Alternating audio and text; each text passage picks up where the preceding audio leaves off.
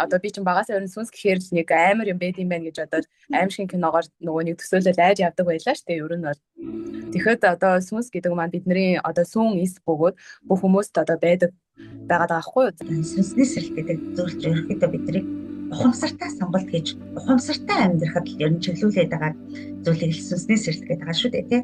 Тэгэхээр бид нэр оддгаар яагаад ингэж 30-аа иргэн дурсаад ийм юм байгаа шүү, тийм юм байгаа шүү гэдэг хэлээд байгаа вэ гэхээр ер нь амьдралын тойрогт бид нар хуучин ихтгэл өнөмшлөө бүгд наснаас авсан тэр зүйлээсээ маш олон гомдол, харуулцал, уйдгар, гуйныг, баяр, баясгалан угаасаа амьдрал хүн болгоны амьдрал угаасаа байдаг. Сая гэрэлмагш маань хэлдэгээр төгс хүн гэж зэж байдгүй. Бид бүгдөө алдаад. Ухамсараа зөвхөн хувийг ажиллаж юм шүү дээ. Үлдсэн 96% унтаа байдсан биш гэж хэлсэн зүйлийг сонсоод. Хөө энэ яг ухамсар гэдэг зүйл чинь юу юм бэ? Энэ 96% нь хаана идэв бэ гэдэг гэрэл хайгуулаар ер нь миний сүнсний сэрэл бүр илүү гүнзгий хэлсэн юм шиг надад. За сайн байцгаана уу. Бидний ертөнц бидний гарт гэх подкасттай маань өргөж цуг байдаг та бүхэндээ баярлалаа. За тэгээ өнөөдөр ингээд шинэ дугаараа бит хоёр эхлүүлэх гэж байна. За өнөөдрийн сэдв бол сүнсний сэрэлт буюу ухамсарын сэрэлт гэдэг сэдвээр та бүхэнтэйгээ бүрэн өгүүлэх гэж байна. За Одко багштайгаа цуг гэрэлмаа байна. Одко. За ер нь бол одоо ингээд нөгөө сүнсний сэрэлт, ухамсарын сэрэлт гэж хүмүүс ярьж байна л да. Ер нь бол яг одоо би чинь багасаа ер нь сүнс гэхээр л нэг амар юм байд юм байна гэж одоо аимшигын киногоор нөгөө нэг төсөөлөл айж явдаг байлаа шүү дээ ер нь бол. Тэгэхэд одоо сүнс гэдэг маань бидний одоо сүүн эс бөгөөд бүх хүмүүст одоо байгаад байгаа байхгүй юу? За Одко багш маань ер нь бол таны сүнсний сэрэлт хизээ эхэлж ирсэн бэ? За ер нь сүнсний сэрэлт, ухамсарын сэрэлт гэдэг зүйлийг би бас бодож ирсэн байхгүй миний хизээ эхэлж вэ? Юу болчихоо? Одоо хүн болгоод сүнсний сэрэлт гэж ингээл яриад байна. Яагаад ингэж ингээ харж хахад надад болохоор нэг 24 нас харьцаа миний сүнсний сэрэлт ер нь эхэлж ирсэн юм шиг байгаа. Тэр үед яах гэсэн бэхээр амьдралын бүх асуудлууд над дээр тулгарсан. Бүр өг төглээс салалт баг бүхэл болохоор шахсан гэдэг юм тий. Ингээд нөгөө амьдралын тойрог төрчтэй өөрчлөлтөд биш зар гэдэг нь анх иржсэн юм аахгүй юу? Яг тэгээд нэг будан мандаас яаж нэг гарч ирээд энд ирсэн юм бэ гэдэг тэр мэдрэмжийг нь авчихсан. Гэхдээ тэр үеийг болохоор өмнө нь сүнсний сэрэлт гэж юусэн бодож байгаа бүлдээ өөр болохоор одоо л буцаагаад эргүүлээд ухаад байгаа учраас нэрээ тэр үед ирсэн биш үү гэдэг мэдрэмжүүдийг авсан.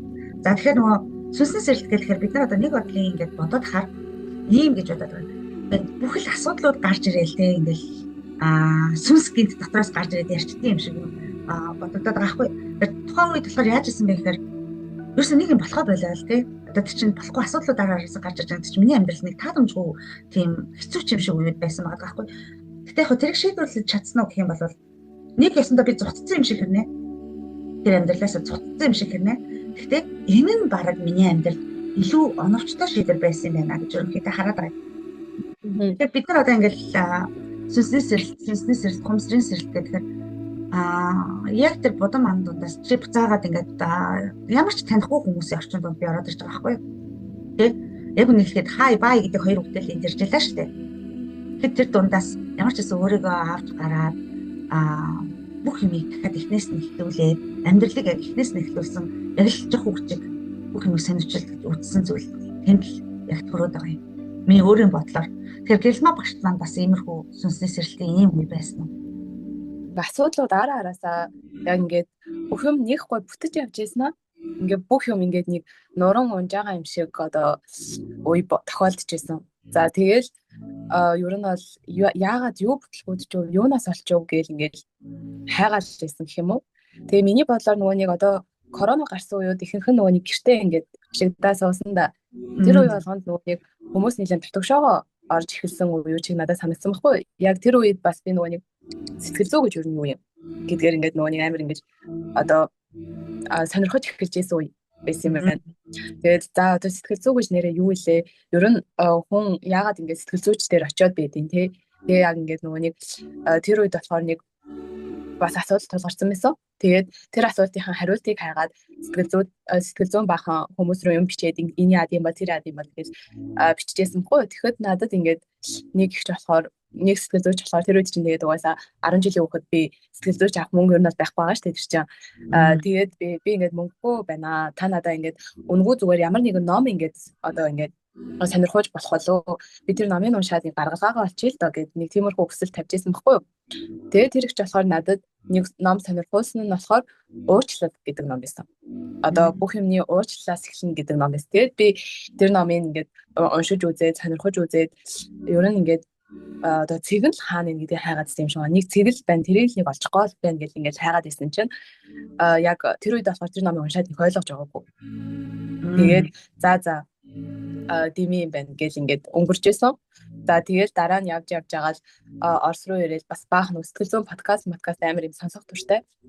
Тэгээд тэр мэрэдрийг ингээд амар их сонсдог байсан. Тэгээд тэр сэтгэл зүйн ном өөрийгөө хайрлах гэсэн ном мааж нэлээ ингээд уншдаг. Тэгээд ном тэр подкаст нэр юу нэр зүгээр л нөгөө нэг ингээд одоо халбах л өгж байгаа гэдэг чинь хоол ингээд том байлаа гэхэд зүгээр тэрийг ингээд амтлах хэмжээний л ингээд юм өгж байгаа. Хэрвээ та бүр том халбахыг хүсвэл ингээд манай сургуульд хамрагдаарч гэдэг юм уу те нэг тийм амтлах юм л өгж байгаа байхгүй. Тэгээд ямар ч байсан тэднээс бас нэлээд олон юм ингээд олж мэдчихсэн. Хүмүүс ер нь ингээд тойрогт орчхоор ингээд өөрийнхөө юунд дуртай би ер нь яаж амьдрахыг хүсдэг байлаа гэдгээ ингээд одоо ингээд хайд юм байна гэдгийг ингээд нөгөө нэг тэр одоо подкаст эдрээс олж харж ирсэн байхгүй.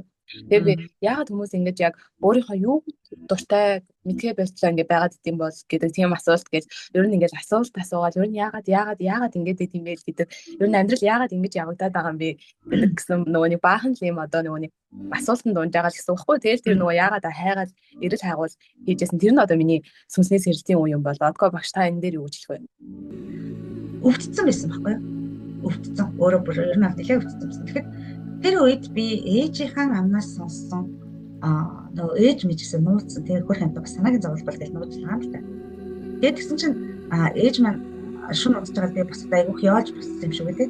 Өглөө боссон чи ээж нөгөөд гэж мэдсэн. Миний хошин ямар их яолваа гэж хэлсэн чинь. Дотроос нэг юм харанхуй орвол яана би ээж ха санаа зовооч гэдэг мэдрэмж аваад тэгээд яг тэр мөчөд би өөрийгөө хайрлах хэрэгтэй юм биш үү? Хайртай хүмүүсийн санааг зовлох бодлол гэдэг энэ үг бас яг гарч ирж байсан байхгүй. Тэгээ би өөртөө тэнцсэн.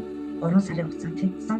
Эсвэл миний нэг өвддөг гэсэн бүх юм байхгүйс нөгөө бас ягаад гэвэл жин нэмцүүрт байсан учраас жингээ болол нэлээд сайн хассан. Нэг 20 27 ил, манай 28 ил. Тэгээ хүн бас таглаад ирэхээр өвчтдүүдийг авах юм байна гэж тухайд өөрөө бодож байсан байхгүй. Гэсэн чи яг тэр үед ч бас сэтгэл зүйн яг үнэхээр тухайн үед яг сэтгэл зүйн Монгол руу хүчтэй ч орж ирсэн үе биш байсан гэж бодож байна. Нөө эдгээр хоёр нь бол мэддэггүй. Гэхдээ тэр тухайн үед яг юу болж ирсэн бэ гэхээр Монголд бөөнөр маш ихээр төрчихсэн. Бүр маш ихээр баг айл болгонд нэггүй байх хэрэгтэй юм шиг тий. Тэр ихээр төрж хахад тэр бөөнөрийн одоо нэг хэлсэн зүйлсүүд ч гэх юм уу миний амьдралд бас маш их нөлөөлжсэн байхгүй. Амны алдаа гаргаж болохгүй байх, үгийн алдаа гаргаж болохгүй байх гэдэг яг тэрэн дээрээс маш их авсан. Тэгээд тэн дээрээс би яг ингэхийн болвол их юм биш, ингэхийн болвол тэх юм биш гэдэг ойлголт ухаарлуудыг тэндээс эхэлсэн байгаа гэдэг юм байна гэдгийг анзаарчихсан.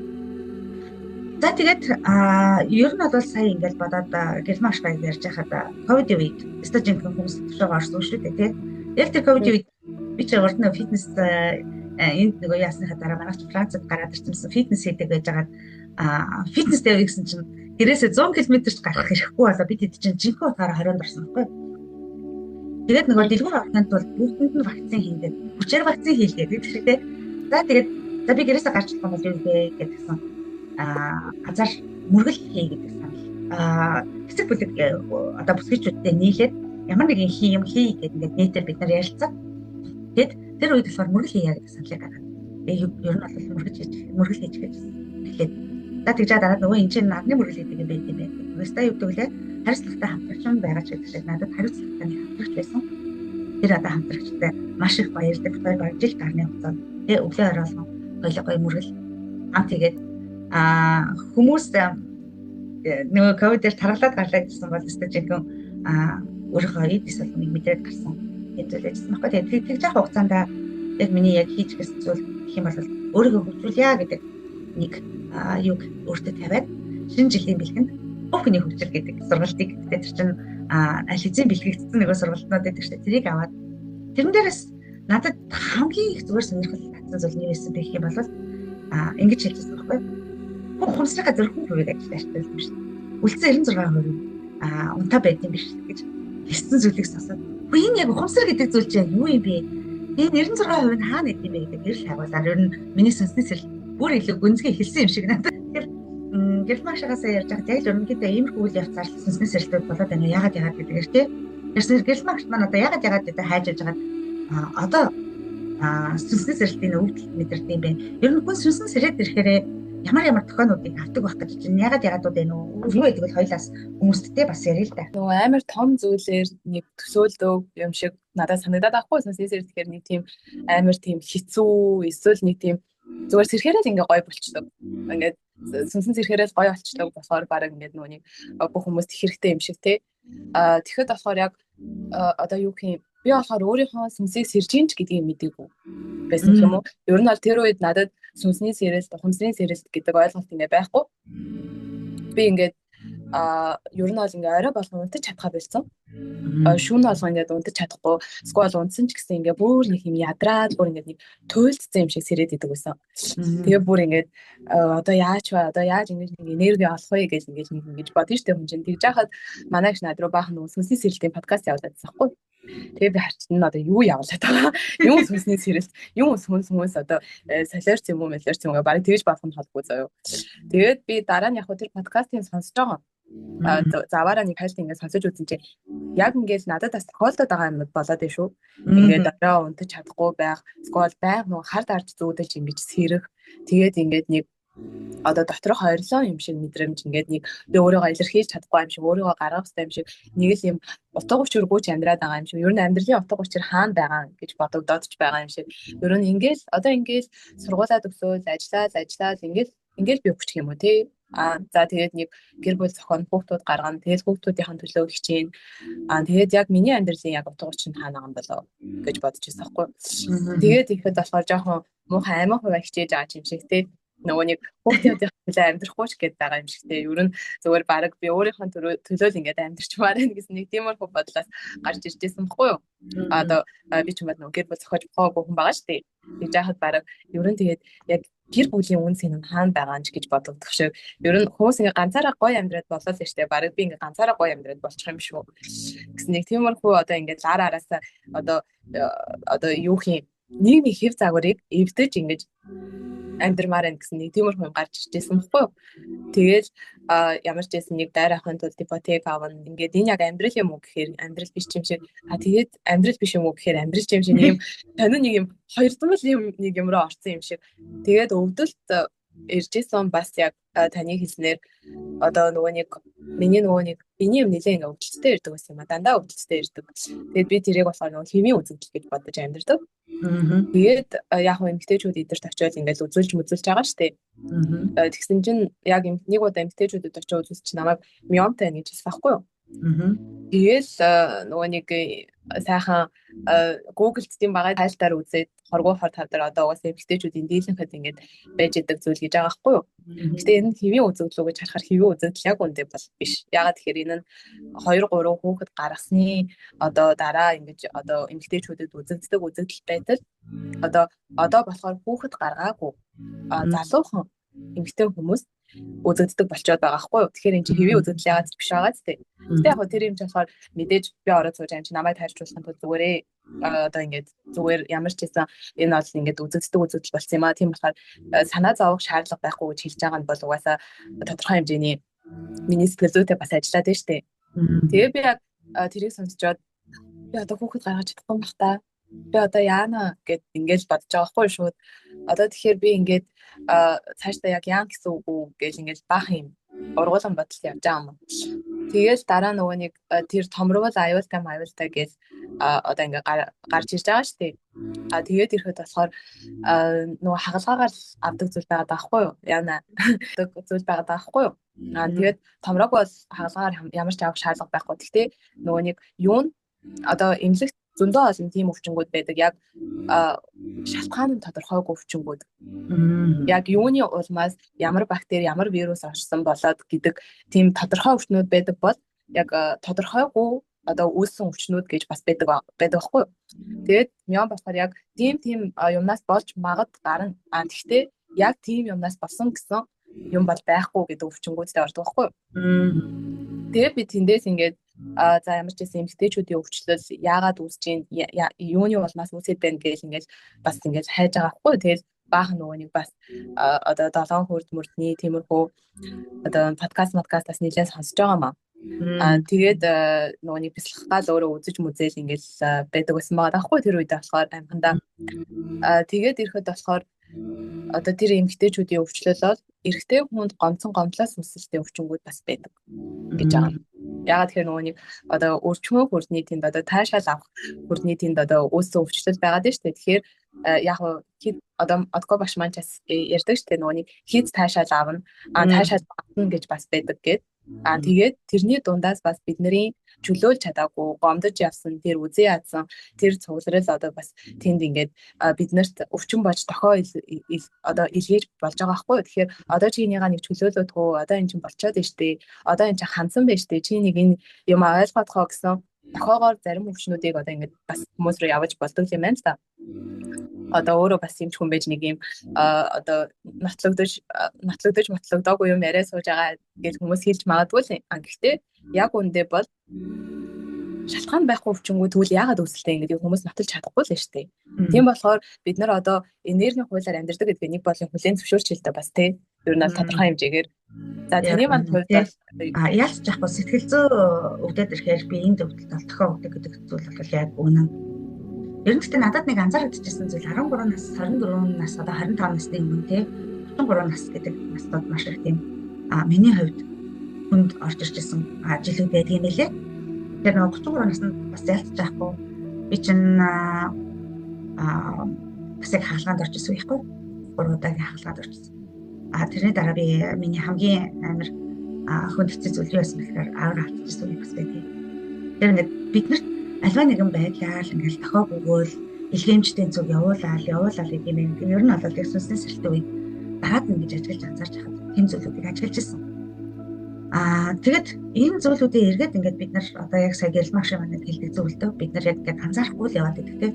Тэгвэл өвдлөө гүншлүүд юм барьж аваад тэгэл тэгвэл нөгөө их одоо бүгдийг гэж хэлээ буюу нэмчнэр маань нөгөө өвчтөнтэй яг яаж харьцаж энэ хүнд яаж хэлэхгүй гэдгээсээ бас шалтгаалгүйгээр хүмүүс шууд түн гэж өвчнөө хэлээл тийм. Яг энэ дээр бол маш олон хүмүүс сэтгэл зүйн асуудлаар давж гардаг. Сэтгэл одоо нөгөө сэтгэл зүйгээ авч явж чаддаг хүмүүс нь бол байгаад байна. Яг ингээд нөгөө өөрөө ярилцаж үзээгүй хүмүүс маань бол бүгд л юм явчихад байгааг анзаарч байхгүй. Тэгэхээр сэтгэл гэдэг зүйл ямар чухал тийм эрхтэн бэ? Биднэрт яагаад энэ одоо бидний ярих гэдэг энэ хүмсрийн сэрэлт, сүнсний сэрэлт гэдэг зүйлтэй яагаад тэгэхээр холбоод байгаа учир нь одоо ерөнхийдөө сэтгэл бие биднэрт биеэр ингэж тохоо маш их бүгд юм байна гэдгийг анзаарчсан. Тэр яг яалтж байхгүй тийм. Тэгээ анхны хийсэн бэлтгэл маань хүмсрийн бэлтгэл байж таарсан. Гэдэг шиг тийм амар хөрхөө. Тэгээд энэ хүмсрийн бэлтгэлийг хийж хахад би нэрээ бид нар чинь юу вэ? Тал гэдэг зүйл рүү ороход надад хамгийн түрүүнд миний өөрийн зүгээс хийх юм би өөртөө ажиллах юм шүү дээ гэдэг сансуур мэдчихсэн. Миний амьдралын нэг хуц гэдэг яг ингээд өөрийнхөө таньжсан зүйлүүдээс бичиж эхэлсэн. Яг үнийг хэлэхэд тэгээд нөгөө бидний яг л хэлдэг одоо бяцлал гэдэг зүйл чинь өөрийгөө шалгах одоо би нэг анх болоод мэдээг байсан үйлчлэлд орчод би шалгаа гэдэг үг юм биш үү гэдэг үгийг сонсч тийм болохоор би тэ өөрийгөө шалгаад өөрийнхөө юм бичээд байсан юм бэ. Ань чинь бас учиртай юм биш үү гэдэг ер нь бол маш сайн ойлгож байна. Тэр өөрийгөө шалгахын тулд маш их зүйлүүдийг хийсэн. Нөгөө юу гэдэг лээ миний нэг хэсэг ингээл зүүн талд ингээл тэр чигтээ ингээл өвдчихдэг байсан. Тэр мөрд өөрөө өвддөг байсан аюул сонирхолтой. Би массажны улирцэл массажны сургалтанд төгссөн байдаг юм аа. Тэр чинь мэдгүй намайг л цаанаас нь хөдөлгөөд байгаа нэг хүч байгаа байхгүй. Тэгэл дараад нь антом руу орж байгаа юм. Тэгээд нөгөө миний ингээд дотоодоос яг бяцлал гэдэг зүйл рүү орсны дараа ингээл хөдөлгөөд байгаа байхгүй. Тэгээд тэрний дараа юу орсон бэ гэсэн чинь ялцчихгүй яв руу орсон. Тэгээд бяцлал сэтгэл зүй рүү одоо нөлөөлөлт бяцлал сэтгэл зүй рүү гэж орж ирсэн юм байдаг. Тэгэхээр яг ингээд сүнсний сэрэлт гэхээр хүмүүс бодохдоо хинл нэг агуу хүч гарч ирэл бид нарыг сэрээгээл те түүнчлээ бидний дотроос том юм яриад тийшээ явж гэдэг юм тийм хий гэдэг юм те бүшөө бид нар өөрсдөө танихаас хамгийн түрүүнд хэлэх юм байна гэдэг нь бол нэлээд сайн анзаарч бид нар өөрсдөө таньж мэдээгээр яг үнэхээр бэлмагш бай өнөөдөр эргүүлээд бодоод амьдралаа хараагүйсэн бол өөрсдөө ямар хэмжээс юу болоод байгааг ойлгохгүй шүү дээ тийм ээ тэр энийг ойлгохын тулд бид нар хүүхэд наснаас ахуулаад одоо тэгээд яг ямар үед миний бол хамгийн одоо хүмүүс хэлэх төртэй хүн юу сандаг гэхээр хамгийн их одоо хэцүү байсан үе дээрэс нь хамгийн аз жаргалтай байсан үе л аюул сандаг. Бусдын одоо тархин дотор хийгээд яг конфликт шиг хадгалаад марцчихдаг юм байна гэдгийг анзаарчсан. Тэрийг эргэж бодоход маш хэцүү тий. Тэгэхээр бид нар зарим тохиолдолд бидний одоо яг асуудлууд давтагдаал тий. Яагаад гэдэг асуултууд дахин гарч ирэл. Хинтэй ч хамт байхгүй ганцаархнаа баймаар юм шиг үеуд бас гарч ирдэг тий. Баг тэр үеийн ойч юм шиг. За тэрнгээр нэггүй байгаль байгаад баймаар юм шиг. Надад ер нь тиймэрхүү үйл явдал аюул болж ирсэн байна. За тэгэл ер нь бол дээр заяа маш сонсдог гэсэн гоё тий. Одоо тэгээд манай ануулчдад бол гоё өртөнд морин хуур бие бэлгээ гэдэг зүйлүүдийг бас хэлгээд байна шүү тий. Тэгэхээр бид нар яг ингээд яагаад энэ үндэс суурьлуугаа бас орох хэрэгтэй. Би ихтэй өөрийгөө нэг жоохон таних юм бэ. Өвгдөлцөнийг жоохон таних юм бэ. За тэгээд өөрийнхөө амьдралын туршлагыг нэг таних юм. Мэдэж авах юм бэ. За тэгээд цаашлаад яг ингээ харахаар бидний нөгөө нэг хүүхэд наснаас өнөөдрийг хүртэл авсан нэг амьдралын туршлага гэдэг зүйл дээр чинь бид нар нэг энэ гэдэг ихтгэл үнэмшил байгаад байгаа шүү дээ. Ихтгэл үнэмшил, хууч ихтгэл үнэмшил. Тэр сүнсэрч байгаа үед хуучин ихтгэл үнэмшил ингээд нураад тэр нь ингээд тааламжгүй болоод эхэлж штэ ер нь бол тий. Тэгэхээр энэ тааламжгүй зүйлийг яагаад гарч ирсэн учраас дахиад бид нар өөрийгөө хайж өөрийгөө бүтээх алхамд орох юм байна гэж харсан. Тэгвэл хүмүүс яг ингээд өөрийгөө хайж агаад яг надад анзаарч байгаа зүйл өөрийнхөө нөгөө хүнд хэцүү зүйлүүд буюу одоо нөгөө бид нар дандаа хэлээд байгаа штэ муу төрхүүдтэй ер нь хүмүүс ажиллах их дургүй байдаг юм байна. Тэндээсээ их зогддог юм байна. Тэрийг хүлээн зөвшөөрөх их дургүй байдаг юм байна гэдгийг ер нь бол анзаарчсан. Тэгэхээр мэдээж бид нар тэрийгээ даван туулна. Тэрийгээ даван туулаад ирэхээр шин итгэл үнэмшил буюу шин биеийг шин өөрийгөө бүтээн тэгжээч бид нар яг сүнснээс сэрэлдэг чинь тэр хуучин итгэл үнэмшлийг л давж гарах гэдэг нэг үзэгдэл юм шүү дээ гэдгийг л ер нь аягүй сайн ойлгож байна. Тэр л маш яалтчгүй нөгөө нэг одоо ингээд бид нар сая таны хэлсэн шиг нөгөө нэг хит хэцүү байсан үеэ эсвэл нөгөө хит тас жаргалтай байсан үе маш их сандаг гэдэг нь шүү дээ. Тэгээ яг хоо тэрийг харахаар нэрэд нөгөө нэг гормоны бас үйл явдлууд явж байгаа хгүй тий. Хит хэцүү одоо стрессинг гормон болох кортизол маш их ялгарснаар тэр нөгөө тархи руу мэдээлэл өгөөд тэгээ тэр нь ингээд яг ингээд нэлээ одоо хадгалагдж байгаа байгаад байхгүй юу? Харин нөгөө нэг хит их баярлахаар нөгөө аз жаргалын гормон биднээс их ялгардаг гэдэг нь шүү дээ. Тэгээ бас энийг судлаад үзэхэд бид нар ч бас ер нь гормоны үйл явцын хүмүүс юм уу да одоо амьтад юм уу да гэж бас нэг харагдаад байдаг байхгүй юу? Ялангуяа нөгөө нэг эмэгтэй хүмүүс бас үргэлж нөгөө гормоны дайлтал одоо юу гэдэг вэ? Хэлбэлцэлтэй байдаг гэдэг шиг. За ер нь бол миний одоо ингээд нөгөө нэг таны сая ярьсан хуучин итгэл үнэмшил нураад нөгөө шинэ итгэл үнэмшлээ бүтээж эхлэх одоо ингээд гарц ингээд явдаг гэж хэлж штэ. Мэдээж ингээд хүүхэд наснаас одоо том болтол бид нар зөндөл олон юмыг харж ингээд энэ зөв юм байна, энэ буруу юм байна гэсэн нөгөө нэг тийм ингээд тойрогт ингээд орж ингээд амьдарч байгаа л гэсэн үг штэ. Ер нь бол мэдээж бидний яаж бид нарыг одоо өөртөө нь яаж өсгсөн шүү. Бид нарыг ч бас тийм л одоо энэ зөв энэ буруу гэсэн ойлголтоор л одоо чадхаараа л өсгөж байгаа гэсэн үг. Тэгээд ирэхэд болохоор би яг нэг юм анзаарч ирсэн нь хүн болгонд одоо бурхан зүтгэр гэж байдаг. Тэгээд хүн болгонд сайн муу тал гэж угаасаа байдаг. Угаасаа нэг бол хитрхи идеал хүн гэж одоо байд юм бол мэдгүй бас одоохондоо нөгөө хитрхи идеал хүнтэй нөгөө таарч үзээгүй болохоор бас хэлж мэдгүй байна. Тэгэхээр ялцчгүй хүн айд юм байлээ. Би бол нэлээд айсан өөрөөсөө. Би ч ер нь бол би ч нэлээд сайн хүн штэ. Би ч юм одоо нэг бодлын сайн хүн гэсэн мөрчлөө хохирогчийн сэтгэхүйтэй ингээд явж исэн байгаа даахгүй юу? Би л дандаа ингээд сайныг хийдэг. Тэр хүмүүс надаа ингээд муу хийгээд намайг үнэлэхгүй байна. Надад ингэж хандсан болохоор би ингэж хандсан ч гэдэг юм уу те. Дандаа нөгөө нэг тиймэрхүү хохирогчийн сэтгэхүйгээр хараад тэгээд нөгөө сайн хүн гэсэн тайзаа зүучээд явж исэн бадаахгүй. Тэгээд одоо нүдэж тэмцэлхэлд анх орж ер нь чөлөөлт хичээлийг үзчихсэн. Тэгээд ирэхэд болохоор яг өөрийнхөө муу талууд маань одоо би яаж хүмүүсийг гомдож исэн, би яаж ингэж одоо муухай гаргаж исэн гэдэг талууд маань ингээд харагдаад эхэлж байгаа байхгүй юу? Тэгээд яг үүндээ бол айсан л та өөрийнхөө тэр муу талуудаас бүх надаас ийм юм гард юм уу? Бүх надаас ийм муухай зан гард юм уу гэж бодогдоод тэгээд хүлэн зөвшөөрмөргөө санагдсан. Үгүй би өөрөө гэдэг нөгөө нэг хамгаалах механизм явагдсан. Би өөрөө энэ хүн ингэж харьцсан болохоор би ингэж харьцсан шүү дээ. Тэгээ яах вэ? Хүн над руу муухай харьцаад байхад би яахын урдаас нь хүлсэнгүүд ороо царайлаад гоё харьцаад байх хэрэгтэй юм уу? Гэсэн тийм хамгаалтын механизм бол гарч ирсэн ялтчгүй. Гэхдээ би тэр хүнийг яаж гомдож исэн, яаж ингэж тэр хүнийг хэлэхэд галтж исэн. Тэгээд сайныг харахгүй дандаа нөгөө мууг нь ингэж бодож мартаж явж исэн. Юмнуудаа ингэж олж харахад гэж бодод тийм байлаа. Тэгээ эцсийн дүнд нь хэрвээ би тэрийг ингэж өөрийнхөө мууг хүлээн зөвшөөрөхгүй бол тэр муу намайг үргэлж ингэж идэж амьдрах байгаа даахгүй. Хэрвээ би ингэж цаашдын одоо дадам замаар явъя гэдгийг хүсэх юм бол би тэр мууга тэнд нь илчлээд ч юм уу тэнд нь нэг хүлээн ядаж за хүмүүст илчлэхгүй маа гэхэд ядаж өөртөө хүлээж хэрэгтэй ахна шүү дээ. Тийм ээ. Би муухан гэдэг. Би одоо ингэ сүүл рүүгээ тэгсэн шүү дээ. Би муухан та нар сайн. Нэрээ тэрийг ер нь бол цаашдын ядаж өөрийнхөө дотор хүлээн зөвшөөрчих юм бол сэтгэл арай амар болчих тийм байлаа. Нэрээ хүн болгон алдаатай оноотой амьдарч ийн тэг хүн болгон угаасаа мэдээж анханасаа дардам амьдарч чадахгүй. Мэдээж алдаж онож үзэж байж алдаан дээрээ дахиж босох хүчтэй байх хэрэгтэй байх нь шүү дээ. Энэ нь болохоор бидний тулгуур ах нь мэдээж бид нар тулгуураа ихлэ сайн бүтээж иж тийшээгээ бас зориулж авах нь шүү дээ. Мэдээж бас ер нь бол анзаараад хахад хүн болгон одоо муутайгаа тэнцхийг хүсдэггүй юм билээ л дээ. Тэр нь мэдээж хэцүү зам амархан биш. Тэр замыг даваад гарахад болохоор яг сэтгэлийн амар амгалангаа өөрийнхөө дотор бүтээж чаддаг юм шиг надад санагдсан.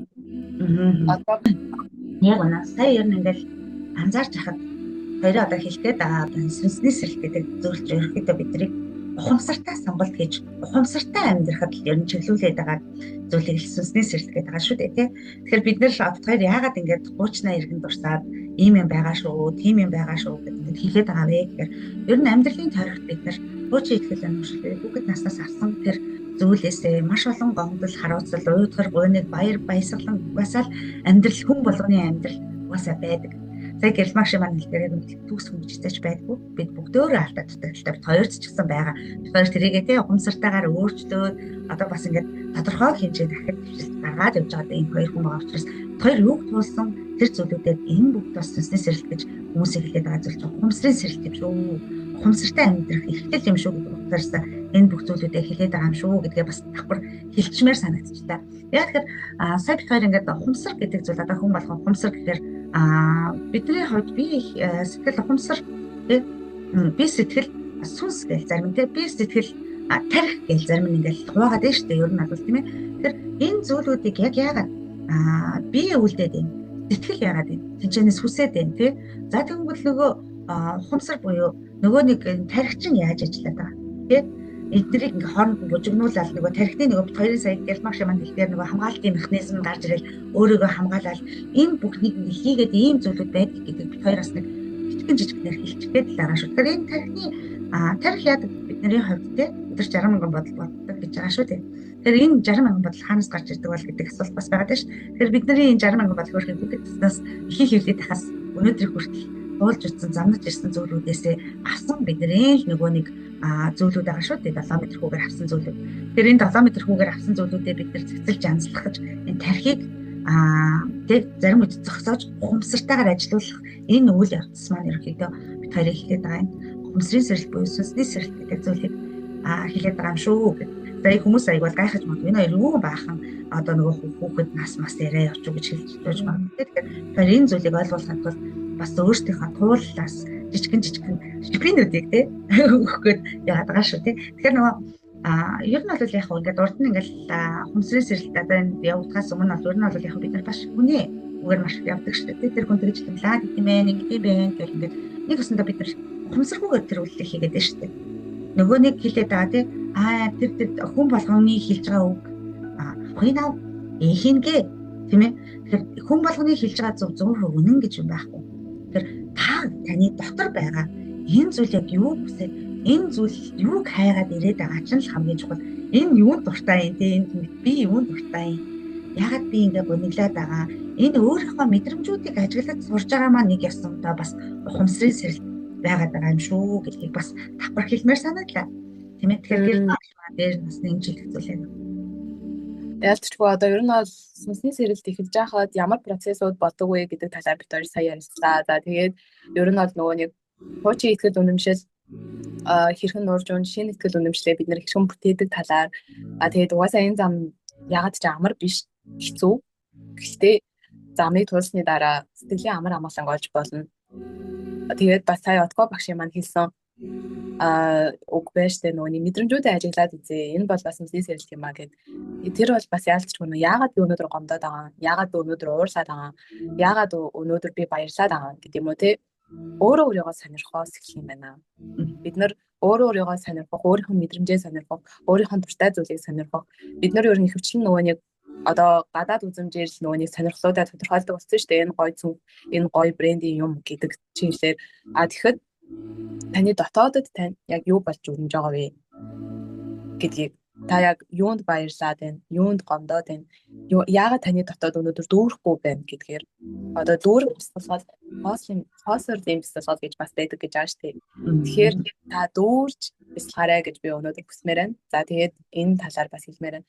Бас нэг юм одоо хандаж бас хэлмээр байгаа зүйл нь юу вэ гэхээр одоо зөндөө хүмүүс намайг багахад ч бас тий ер нь одоо ч гэсэн зөндөө хүүхдүүд залуучууд ганц л амьдрын штэ гэдэг үгээр их юм хийдэг болжээ. За тэгээд ганц амьдрах нь үнэ. За бид нар ингээд өнөөдөр бид нар төрөөд одоо өөрийнх нь төлөө энэ амьдралыг бүтээх нь ганцхан амьдрын. Гэхдээ тэр ганц л амьдрын штэ гэдгээрээ зүгээр өнөөдөр гарч шоудах айл эсвэл зүгээр өнөөдөр гарч сайхан наргих, цэнгэх гэхээр их ашигладаг юм байна. Энэ нэг бодлын харамсалтай гэж би бодож байна. Яагаад тэгэхээр надад ч бас тийм зүйл байсан. За ганц л амьдрын штэ өнөөдөр сайхан гарч ийл та сайхан наригчээл та тий. Ер нь бол тэгээд бодоод ахад тэр амьдрал яг амар утга учиртай байсан уу гэхээр үгүй. Яг зүгээр уулаа маргааш нь шатлаа тэр яг ямар утга учир байсан бүү мэ зүгээр гоё найзуудтай гоё цэнгмээр байсан юм миний бодлоор. Яг хөө тийм үеуд миний бодлоор залуу хүн болгонд байдаг л ах л та. Гэхдээ одоо гоё хүсэл мөрөөд зорилготойгоор зорилгоо тодорхойлоод түүнийхэн төлөө хичээх юм ашиг шимийг бүртгэх тэр амьдрал яг гоё утга учиртай юм шиг надад одоо санагдаж байна. Би яг энүүгээрээ нөгөө нэг одоо зорилгогүй хүмүүс гэж хин нэг доромжлох гэсэнгүү л те. Зүгээр гоё зорилгоо том тодорхойлоод түүнийхэн төлөө хичээгээд гоё амьдраасай гэж хүсэж байгаа байхгүй юу? Тэрнийхээ улмаас яг хүн болгон ганц амьдрна. Гэхдээ таны ганц амьдралын утга учир таны гартал байгаа л гэсэн утга үнсээрээ хэлсэн юм л та. Одоо манай зохиолч алдар зохиолч Чингэн бас үг байдаг штэ. Нөгөө нэг залуудаа махаа идээд өгшөндөө шүлийн нунаа гэдэг үг байдаг. Тэрнтэй л яг адилхан байхгүй юу? Залуу хүн ирч хүчтэй байдаг болохоор бид нэр залуудаа илүү их юмыг оролдож үзэж, илүү их юм ингэж мэдэж сонирхох хэрэгтэй байгаад байгаамаа. Тэгээд яг өгшөндөө бид нэр сайхан шүлээ өчөө л та тий. Угаасаа залуу байх нь үнэн, өгшөрөх нь үнэн штэ. Тэрнээс цогтаахгүйгаас хойш яг нэг гэлмагшгаа сая хэлгээд би анх гэлмагшгаа ингээл өөрийгөө олох аялалтаа нэгтж яхад үнэхээр баярлж исэн. Яг тэр залуу хүмүүстэй ялангуяа залуу хүмүүс бид нар бол яг одоо бас ингээл бас насыг наслаад байна шүү дээ гэдэг шиг тий. Залуудаа энэ зүйлийг ойлгож гарцах хүмүүстэй та нар бидний ирээдүй хооч. Тэгэхээр та хэд маань бас ингээд илүү олон хүмүүст илүү олон гэрлийг түгээх хүмүүсийн утга учиртай амьдралын утга учир гэж яг юу юм бэ гэдэг энэ үгийг тий. Утга учиртай амьдрал да. Утга учиртай амьдрал да гэдэг үгнийхээ яг утга нь яг юу юм бэ тий. Бид нар яг юуны төлөө энэ хорвоо ертөнцид ирсэн юм бэ? Дэлхийн ертөнцид ирсэн юм. За ер нь тэгэл ингээд бодоход бид нар дэлхийн ертөнцөөс дандаа л авдаг бүх зүйлүүдийг авдаг. Бидний идэж ууж байгаа, өмсөж зүүж байгаа бүх зүйл дэлхийн ертөнцөөс бид нар дандаа авдаг. Гэтэ бид нар ер нь буцааж өгдөг болов. Тийм. Тэгэхээр ер нь дэлхийн ертөнцийг сөрүүлээд байдаг хүмүүс хүмүүс бид нар юм шүү. Тэгвэл нүүдэлчдэг. Нүүдэлчд яаж амьдарч ирсэн? Нүүдэлчд яагаад одоо тийм байгаль их нүүдэлчдийг харж үзэг явдаг гэсэн. Эсвэл нэг гэрээ бариад гэрээ ачаад явах их чог тийм өмсдөг гутал нь хөрс газрагч одоо хишигчж замхруулж чаддаггүй тийм л гоё гутлах уцыг өмсөж яадаг арт хүн байсан биз дээ ер нь бол тийм ээ. Тэгэхээр бид нар байглаа эхлээд өөрийгөө хайрлахаас эхлээрээ зүнснээс сэрэл гэдэг зүйл чинь өөрийгөө олж нэхээс байж байгаа юм шүү гэдэг ер нь бол хэлмээр байна. Тэгээд өөрийгөө та олохын тулд маш их замыг туулна. Өөрийнхөө тийм айтайхан хүүхэн гэд бодож исэн айгүй талууд чинь зөндөө ихээр гарч ирнэ. Тэр болгондоо битгий нуржунаараа энэ гэдгийг хүлээн зөвшөөрсөн цагаас таны тэр улам хүчтэйгээр яв тийм шүү би бас хэлмээр санагдаж байна. Тэгэхээр ухамсартайгаар үйлдэл хийгээд ирэхээр амьдрал хүртэл утга учиртай болоод ихтэлхий байгаль дэлхийг хүртэл үр өгөөж өгөөд эхэлдэг юм шүү. Тэгээд нөгөө нэг юу гэж хэлдэг вэ? Хүмүүс манай монголчуудын хэлдэг зөөр үгнүүдийг бас таад манаас хүүхдүүдтэй тийм бид нар одоо ингэж амьдарч байгаа. Би бол одоо цагийн байх юм шиг байна. Одоо байгаагаараа би хүүхдүүдтэй ядаж жижигхэн ч гэсэн өвгийн үлдээч гэсэн үлдэлчдийнхаа тэр бидний өнгөрсөн цаг чинь бидний өвгдээцүүд аав ээж эмээ өвөө юм бэ. Энэ хүмүүсээ бид нэр хэр хайрлаж хүндэлж байгаа илээ. гэдэг ийм зүйлсүүд бас гардаг шүү гэд хэлээд гэрэл маш маань нэмж хэлдэг байвал хэлээд баялаа подкастаа өндөрлөө. За тэгээд өөрийгөө олох, өөрийгөө бүтээх аялалд бүгдэнд нь амжилт хүсье. За тэгээд бид хоёрын подкаст таалагдж байгаа бол subscribe, like, comment үлдээгээрэй та бүхэн маань. Дараагийн подкаст дээр хэрвээ энэ сүнсний сэрэлтийг илүү гүнзгийгээр сонсох хүсэлтэй байвал бас нэмэх нэг гээд комент хэсэгт үлдээгээрэй. Бид хоёр өөрийнхөө чадах хязгаараа тайлбарлаж өгнө. Энэ бол угаасаа айгүй том сэдв учраас хоёр өнөөдрийн нөхцөл байдал жижигхэн зүйлийн ярьлаа тийм ээ. Мэдээж маш утга учиртай маш гоё төгс бид нар өөрийгөө олно гэдэг чинь их гоё зүйл шүү дээ гэдгийг хэлээд өнөөдрийн подкаст энэ төрөд өндөрлөө. Баярлалаа. Баярлалаа.